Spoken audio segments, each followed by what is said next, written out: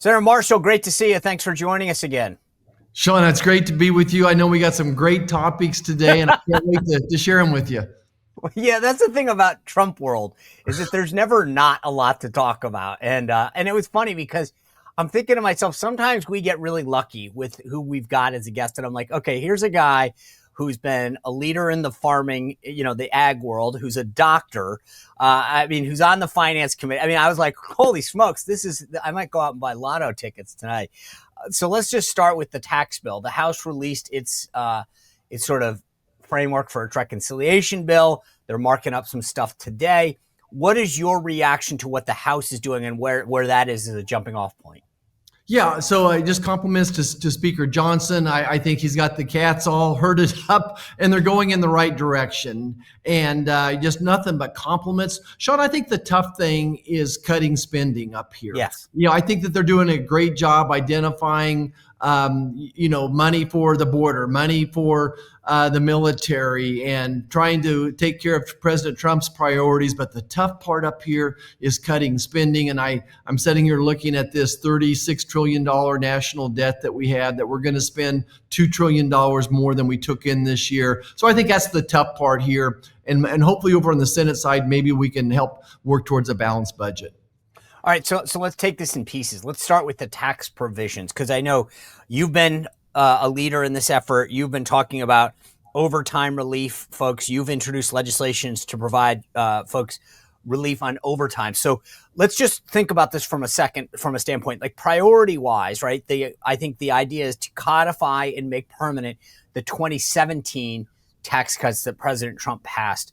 But then also to add in some of these. So you got no tax on tips, no tax on Social Security, your effort, among others, to provide relief on overtime.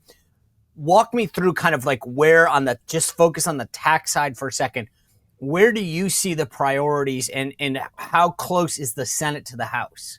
Yeah, Sean. So I think you nailed it. I think first priority is to make the Trump tax cuts permanent. And that's worth about $2,000 for an average family back home. If we don't make those permanent, a family's going to pay $2,000 more a year in taxes. And then you look at the three big ones that President Trump has talked about: no tax on tips, on overtime, and on Social Security. And it's hard for me to say which one of those is more important than the other. And I think what we're going to end up doing is maybe making these just good for 3 or 4 years rather than 10 years. We'll try to get a little bit of every one of those and help fulfill the president's priorities. I'm focused on the overtime bill. That's what Why is that? What is it that in your experience, in your background, that makes you really champion that effort in particular? Yeah, Sean. So I remember my first job off the farm was working at a sale barn.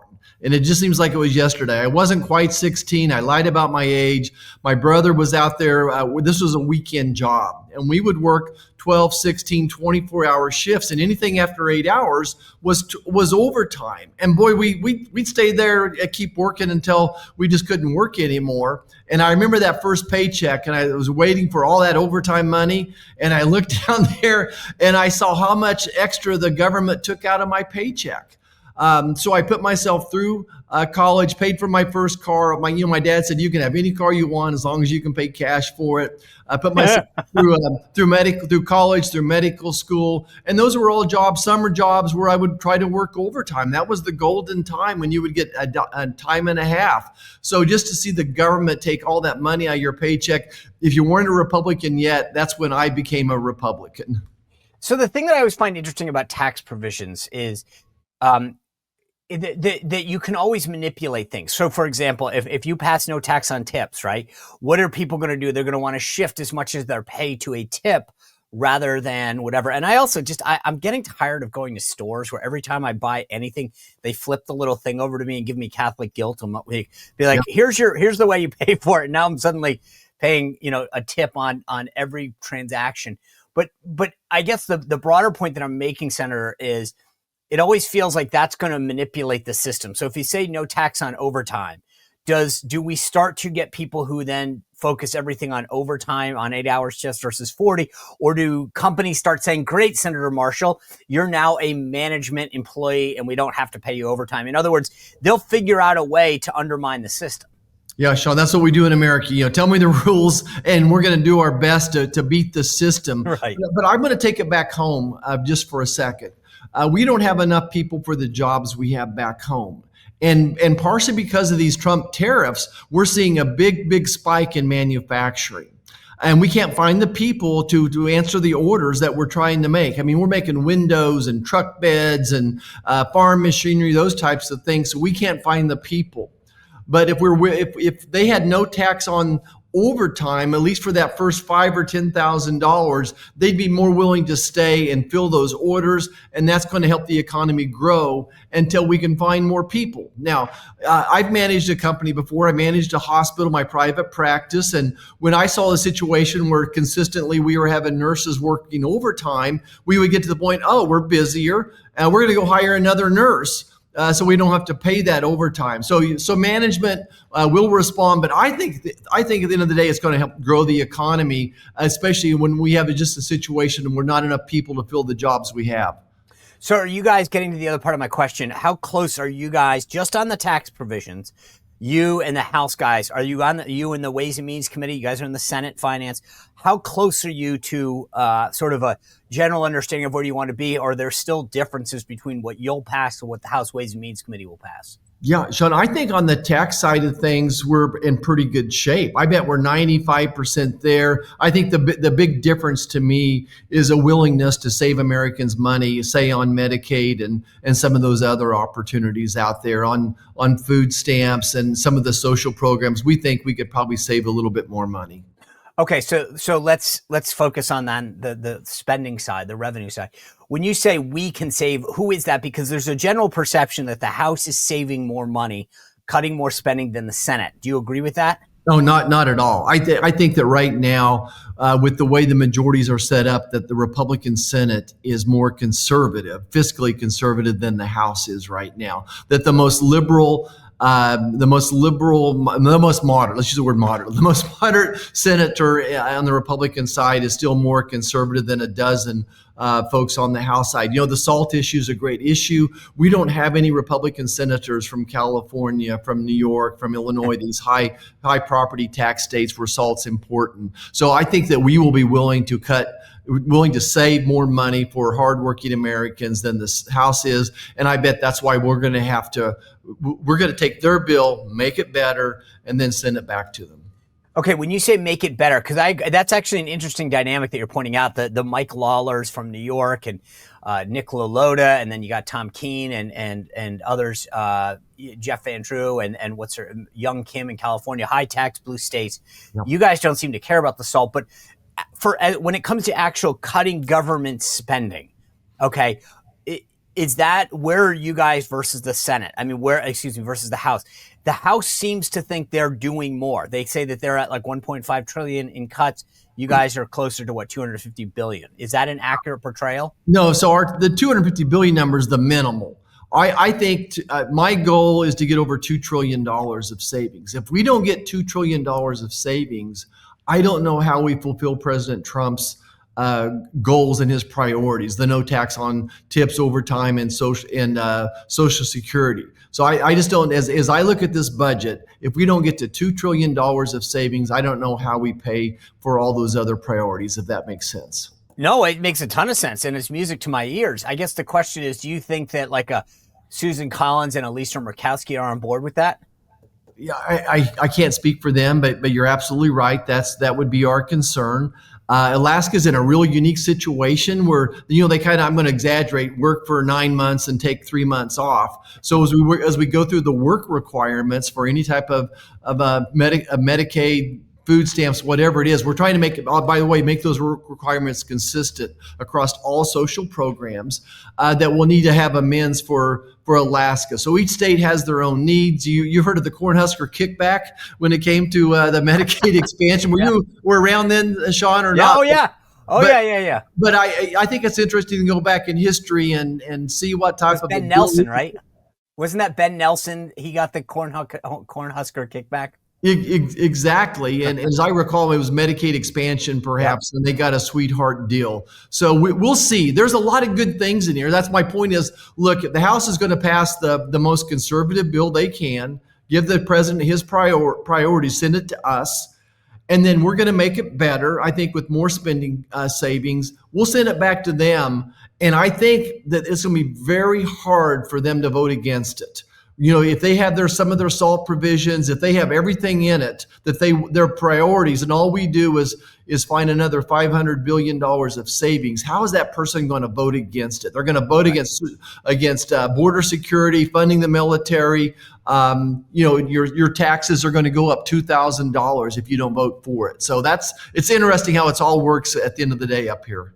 One question, when you were talking about working on the farm and your effort to give some relief to overtime, I say this as a guy from like a non-farm state, both Rhode Island and Virginia, although some Virginians probably would argue with that. Is there something unique about being on a farm and overtime that most people probably just don't get, including myself? Like, do you guys work because of the hours? I gotta imagine that's really, that's hard manual labor. And at the end of 8 hours of a regular work day, you're probably pretty exhausted. But is there something unique that, from an overtime perspective, that ties into farm work in particular? Well, I think it's just the work ethic. We always were salaried, even at a young age. It was a family farm, so it was not much of an hourly wage. Like, I would rather work per bale of hay. So my brother and I hauled a lot of hay. We got a nickel at each bale that we put on the wagon and then got to the barn. And that way we could work as hard as we wanted to and not have to worry about getting paid by the hour. But right now in agriculture, 95% of the labor out there is an hourly wage, and it would be important. It would be very much benefit them as well. So I think there's just a lot of hourly wage workers in agriculture right now. But the owners, the families, of course, they're basically salaried, if you will. Right. It's funny, you mentioned we're $36 trillion in debt. We run about a $2 trillion deficit. Your colleague, Ron Johnson from Wisconsin, tweeted out that at bare minimum, the one big, beautiful bill shouldn't increase the annual deficit. With the meager spending reductions being discussed, I'm afraid it will. Do you share that concern? Absolutely. And Ron John and I are very close. And I think that's what's not been addressed. And I think that's the emphasis to me in yesterday's finance meeting. And then today, another finance committee meeting is, look, we're all ready to spend money. We're all ready to give tax cuts. But I'm not going to do that until I know how much money we're willing to save. And I keep using the word save rather than cut spending. I think that it's saving American taxpayers their money is what I look at it as. So if we can't get to $2 trillion, kind of circle back to that. If we can't get to $2 trillion of savings, I just don't know how we do anything other than permanently extend the current Trump tax cuts. Senator, it's funny, on 60 Minutes this weekend, there was this woman that was talking about how much that she thinks that there's at least and again, remember, it's 60 Minutes. This isn't exactly friendly, but She was saying that she believes there's upwards of $750 billion in fraud and payments that go out from the U.S. government. And to your point, like, I feel like that a lot of this truly is savings, reforms, getting rid of inefficiencies, finding ways. But if 60 Minutes is doing a prominent segment on the fact that there's $750 billion in improper fraudulent payments alone, that says to me that the more that we go through this budget, that we find programs that are outdated, inefficient, duplicative, that we look at that fraud, if we really put our shoulder to the grindstone, that we can actually come really close to that $2 trillion without affecting any real services that are currently out. Yeah, bingo. And that's what President Trump has asked us to do, is to find savings but not cut services, so to speak. The Government Accounting Office said, get my numbers right, it's $1 trillion or $2 trillion under Joe Biden of improper payments. That's not fraud, waste, or abuse, but that's just improper payments by the federal government. And again, I'll give Ron John all the credit in the world that we believe in this zero-based budgeting plan. Where you have to go back. I think there's 2,400 line items that Ron John's identified. And really each year you should go back to those line items and say, hey, let's look at last year. Where was that money? Is every dollar accounted for? Can every dollar spent go back to one of these 2,400 line items? And it can't. I'm telling you right now, USAID cannot account for one line item of where any of their spending went to last year. And then justify that spending. And if you can imagine, Sean, if you'd been part of a company for the last 100 years that never cut anything, never cut one program. I ran a business again, and every year you try to cut 5%. Trust me, 5% of where you're spending money is not working. You either need to cut it or reappropriate it to what is working. So we're setting up here on a company. We're spending $7 trillion a year, and we've never got rid of anything. So Right. that's the challenge before us. I remember my former colleague, Sarah Huckabee Sanders, now the governor of Arkansas, was saying that they just went through and started getting rid of fax lines from all these agencies. Because, I mean, I can't remember the last time anyone's faxed anything to anyone because neither side has a fax machine. And yet they had these legacy fax lines that were probably costing the government of Arkansas a ton of money. But your point is so well taken. No one ever stops and says, let's just go back and find out, do we still need this subscription? Do we still need this phone line? Do we still need this office space? Basics aren't even being done. Yeah, it is that simple. We don't need a rocket science plan, Sean. We need to execute a simple plan well. And the great thing about having a business person in the Oval Office is we're used to, buying a company that's upside down, and you go in there and how do you fix it? Well, the first thing you do is you get rid of the waste, certainly the fraud and the abuse if there is any, but you freeze the hiring. Again, these are simple basics. But we have to have the stomach to do it, though. But the other side of this, Sean, is every day there's 10 new groups in here saying we need to increase spending for this. Yeah. We need more money for cancer research. We need more money to save the children. And I get all that, but I just don't think the federal government is where that money should come from. I think it's more efficient to come from other places, but it is hard right now up here because people are squealing because they're getting some of their government subsidy cut back a little bit, asking them to be more efficient with American taxpayer dollars. So one of my pet projects has always been, or my pet peeves / pet projects, has been funding for NPR and PBS. Not because of its bias, by the way. I don't really care that it's left wing. I mean, I do, but I think fundamentally, philosophically, the idea that the government of the United States is in the news business is ridiculous. And that funding, and frankly, all these liberal Hollywood folks should fund it if they want. If NPR wants to exist on its own, I have no problem with that. It's a free country. But these to me seem like simple things that shouldn't even be a fight within the Republican conference, either in the House or the Senate. And yet somehow it kind of is. So are those things fundamentally, when we kind of look into our crystal ball in a month and a half from now, can we say pretty much unequivocally that there's no question that programs like that will be zeroed out? Sean, I'm sorry I have to hesitate to even think about that, but it's hard. It's much harder than I was expecting it to be. Why? Why though? I just think the special interest groups come up here and beg and cry, and they'll find. So usually we need 60 senators to vote on most of this stuff, and they'll find 3 or 5 Republicans that won't do it. But we'll see, Sean. I don't have a good answer for you. I'm gonna have to think. I know, but see, this is the problem. I get it. You and Ron Johnson and others are on the right track. Zero-based budgeting, calling stuff out, and then there's always these 3 or 4 that somehow. And I get some arguments, right? Like there are parochial issues that you probably have in Kansas that Dan Sullivan or Lisa Murkowski have in Alaska. I get that. But I think that there are some fundamental philosophical issues that when you have an R next to your name, you should say, okay, again, for me, NPR and PBS isn't about fundamentally the bias. It's just saying the government of the United States should not be in the news business. And that shouldn't be a Republican that should be that's an easy test for a Republican. Yeah. Is to say, I get it, you're squealing a little because someone from PBS came up to you because they have this great banquet dinner in your your home state that you love to go to every year. But that's really not what we should be focused on.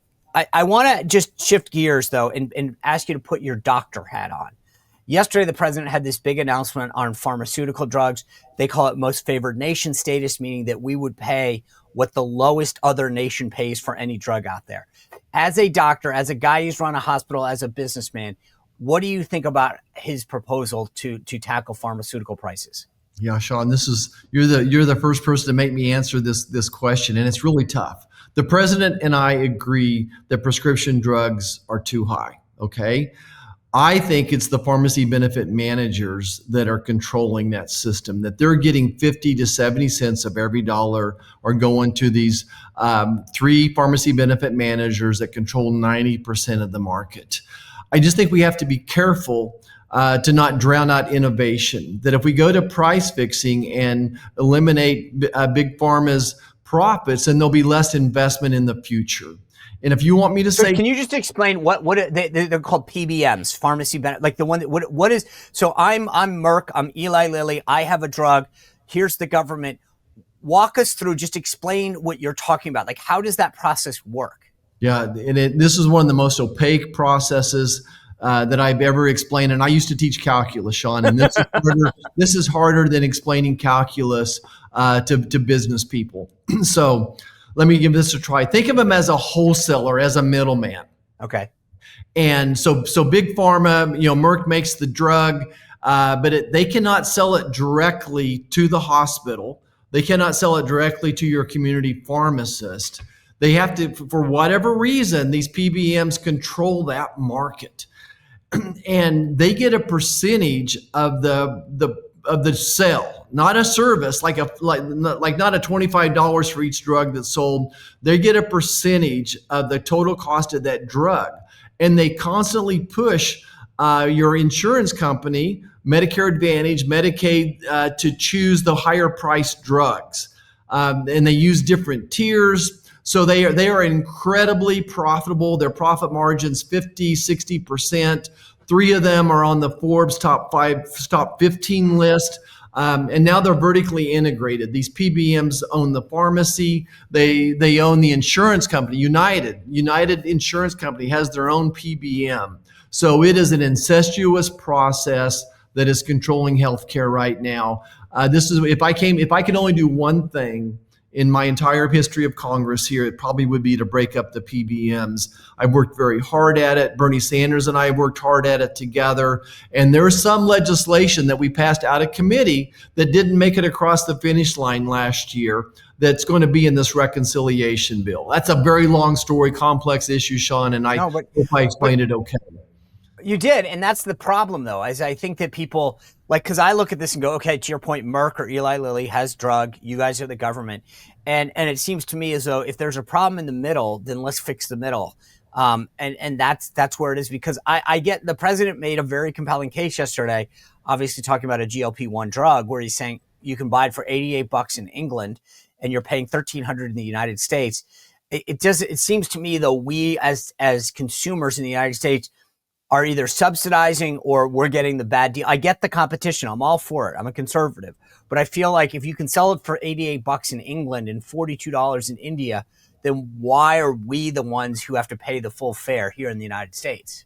Yeah, a couple points. Number one, my number one concern is destroying innovation. That if we destroy innovation, and you want me to save Medicare, I need a new drug for Alzheimer's. So I need pharmacy to be willing to take that risk. And so far, they're about 0 for 1,000. They've spent hundreds of billions of dollars and really don't have a good drug for it yet. I'm going to back up, also give the president credit here, is that he's always talked about doing work on these PBMs. And I think, as I read through the notes on that, I didn't get to see his whole readout of that yet, but he does mention taking out the PBMs as well. I think that's the most important part of it. I don't know how if he can do that or not with executive order. Congress needs to do her job, though. We need to step up, and they are so wealthy that they've given so much money to both parties. Somehow they're still controlling this up here. We need more people, though, that are focused on not the next election, but the next generation. This will be a legacy issue for me if we can get our legislation passed to take out these PBMs. So what do you think, though, about generally speaking, the MAHA movement, the Make America Healthy Again movement? Because you're a doctor, you've run a hospital, and this whole thing over the last year has been enlightening to a guy like me, where you realize that it's the care that you get is once you get sick, we take care of you, but we don't do a lot of preventive stuff. From a doctor's perspective and now a legislator's perspective, what can and should we be doing to keep Americans healthy? Yeah, Sean. So this, again, talk about a legacy issue. This is something I've worked on my entire career. I'm actually an obstetrician, so that nutrition is so important to the outcome of the baby and the mom's health as well. 60% of Americans have a chronic disease right now, and I think a lot of that is driven by nutrition, poor nutrition, and probably toxin exposure. Those two particular things. On the toxin exposure things, I think we're doing much better. That the air, the water is cleaner today than it was when I was growing up. We got a long ways to go, but we are allowing toxins into our food that we're serving people. 70% of America's calories come from processed food. Processed food, if it's in a package, it's been processed. And I don't know if it's the starch that's in it, or if it's the dye, or what it is that's in it. But at the end of the day, it's actually toxic to our systems. We don't digest it. Our large colon isn't working when we use processed food. So the number one thing we can do to face America's chronic disease epidemic is improve nutrition. And it's a lot more than just calories. It's the quality of the food that we're eating. The other pieces of the puzzle are continue our conservation projects, and we've got my American farmers doing an incredible job on those environmental practices. So we're growing more with less. We're using less fertilizer. We're using less pesticides, all those types of things. We need more access to primary care. Again, something Bernie Sanders and I have worked together on with community health centers. And the last thing I want to address, Sean, is this epidemic of mental health issues for young adults and our adolescents. And I think that's going to go back to putting some guardrails around social media and what our young adults have access to. Just like we had to put tobacco behind the counter, we need to put some of these apps and social media behind the counter as well. Are you excited about the people? Like you obviously have Dr. Oz at Centers for Medicare. You've got Dr. Jay Bhattacharya. You've got Marty McCary, and now the announcement that Casey Means would serve as Surgeon General. Are they the right people to usher through this agenda? Absolutely. So these are all people that I've known for years, and this is a priority for them. I think that's the big challenge, Sean. And you understand from your years up here on the Hill, it's about priorities. What do we prioritize? And I think by making this MAHA agenda a priority in each one of those, that's what's going to move the needle here. So take NIH for a second. A focus on. As a physician, I really can't tell you what's in processed foods that's causing the problem here. Is it the food dye? Isn't it? We've left so many of these ingredients we haven't even examined for decades. And so I think that each one of those has their own priority. So I think it's the priority issue. They understand the issue, and they were specifically hired, and I say hired, appointed by President Trump to do exactly that. So I just couldn't be more excited about it. The last thing I want to ask you about, you mentioned your farmers. The president struck a deal with the UK, and I was having some conversation with folks over the last few days, and they said, well, it's not that big of a deal. And my response was, tell that to farmers, because they got a great beef access into the UK. Are your farmers, where do your farmers come down right now on the current tariffs and the trade strategy is probably how we'll say it. What do they want out of these deals? What do they think about the tariffs and what we hope to gain? Yeah. So number one, my farmers are patriots. 90% of rural America voted for President Trump, and they're going to hang in there with him. I want to give you the background, though. Under Joe Biden, we saw a record drop in net farm income. So a record drop in net farm income. Whatever Joe Biden was doing was not working. But the bright spot in agriculture right now in Kansas is the cattle industry and the biofuels as well, and the dairy. So cattle, biofuels, that would be the ethanols, and then dairy. And a lot of that is because of what President Trump 45 did. He set up these trade agreements with Japan, South Korea, and Mexico and Canada, and that's really helped our beef markets there. So the UK, though it's not a large market, I still think it's the top 10 opportunity for more beef as well as more ethanol going in there. It's a template, Sean's what I'm trying to say. It's a template that other countries can look at this and say, oh, that's what the president wants, and we can get there on it. And what Europe does is use non-tariff barriers. Don't be focused on the numbers. The UK and Europe basically have used non-tariff barriers to keep all beef. But we don't sell a cheeseburger in Europe right now. So it is not because of the taste of the beef. It's because of their non-tariff barriers. Right. Senator Dr. Roger Marshall, I really appreciate you taking the time to join us today, and good luck. I appreciate your efforts, your leadership on these tax and spending issues, because we need more people like you that are willing to fight for lower spending, for more tax cuts, and so I know that we're with you on this, and I appreciate your time and your fight. Sean, thanks so much. Thanks for all your listeners standing behind us. Let's make America great again. You bet. Take care, Senator. Thanks. Well, if you enjoyed this content, make sure to like this video, subscribe, and click the notification bell to get more.